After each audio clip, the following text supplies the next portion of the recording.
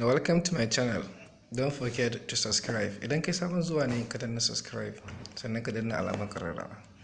Idan kana so ka cire email ɗinka daga kan wayarka ba tare da ka sha wahala ba, farko za ka shiga wajen setting.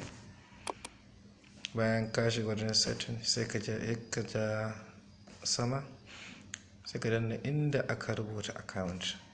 Bayan ka danna inda aka rubuta account sai ka danna inda aka rubuta Google. Bayan ka danna inda aka rubuta Google sai ka zaɓi wannan email kake so ka cire akan account ɗin naka, sai ka danna daidai kansa. Sai ka danna kibe guda uku saman kan gefen dama zai kawo maka wannan rubutun, sai ka danna inda aka rubuta remove account. Zai kawo maka wannan sai ka danna remove account again. Don't forget to subscribe.